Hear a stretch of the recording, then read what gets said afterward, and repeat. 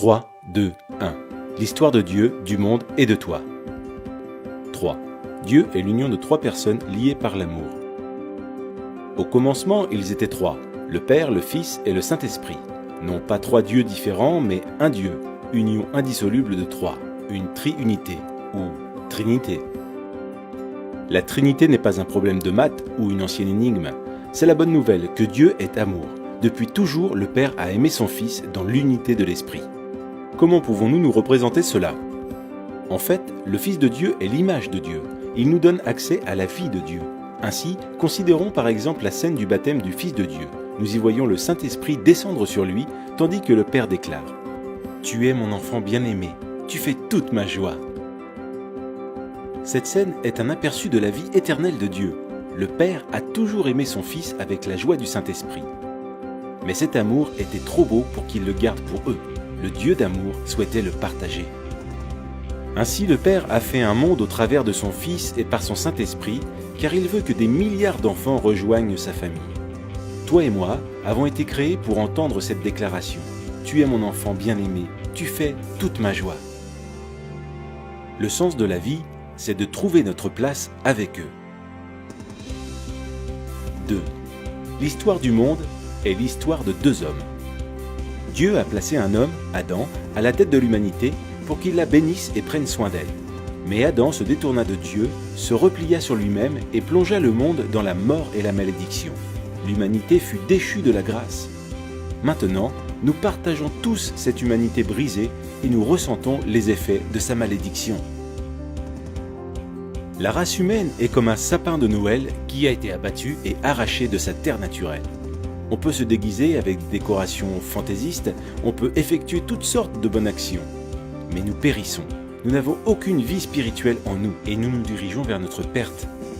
La race d'Adam est sous la condamnation de Dieu. Dieu a prononcé un non définitif à ce mode de vie parce qu'il veut quelque chose de très différent pour nous. Il veut que nous trouvions tous la vraie vie dans un second Adam, Jésus-Christ. Le Fils est venu sur terre en devenant un simple homme et fut nommé Jésus. Il est entré dans notre monde brisé et a pris en charge notre cause perdue. Comme un champion qui gagne la course pour nous, Jésus prit place dans nos chaussures et vécut la vie parfaite que nous ne pourrions jamais vivre. Puis, sur la croix, il mourut d'une mort maudite, mort qui devait être la nôtre. Mais en faisant cela, il prit la nature maudite d'Adam et l'anéantit. En effet, 3 jours plus tard, il revint à la vie, avec une vie vraiment nouvelle, là où il n'y a ni mort ni malédiction. Il nous invite maintenant à entrer dans sa vie et dans sa famille. 1. Tu fais un avec Adam.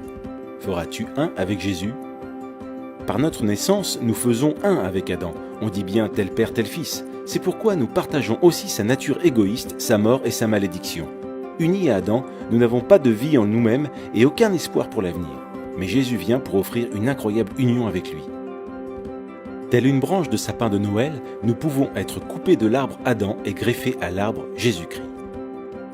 Pensez aussi à une autre image d'union. Nous pouvons faire un avec Jésus comme dans un mariage. Imaginez un mariage entre un prince et une mendiante. Elle est sale et pauvre, avec un nom honteux et un avenir sans espérance. Pourtant, le prince l'aime et s'offre à elle dans le mariage. Dès qu'ils sont unis, que se passe-t-il ? Le prince prend toutes les dettes de son épouse et elle reçoit toutes les richesses de son prince. Il couvre son nom honteux et lui donne son nom. Elle est invitée dans sa vie, sa famille et son héritage. Grâce à son prince, elle peut appeler le roi papa. Et tout cela grâce à leur union conjugale. C'est exactement la même chose avec Jésus. Si nous le recevons, tout ce qui est nôtre, notre péché, notre malédiction deviennent siens. Il paie le prix de tout cela sur la croix. Et tout ce qui est sien, sa justice, son héritage, deviennent nôtres. Si nous faisons un avec Jésus, dès maintenant nous sommes adoptés dans la famille. Son esprit devient notre esprit, son Père devient notre Père.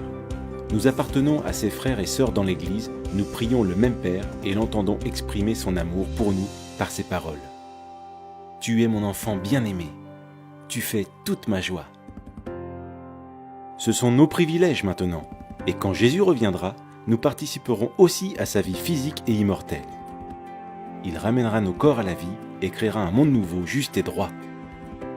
Ce jour-là, Dieu jugera le monde, confirmant à jamais son non à Adam. et son oui à Jésus-Christ. Tu fais un avec Adam, mais il n'y a aucun avenir dans cette vie-là. Cependant, les bras tendus vers toi, Jésus te lance une invitation. Il s'offre à toi, te donne sa vie même, sa famille et son avenir. Il est à toi si tu veux l'inviter dans ta vie. Fais un avec Jésus. Les trois t'invitent dans leur cercle d'amour. Les deux déterminent le monde. Veux-tu faire un avec le Fils de Dieu ?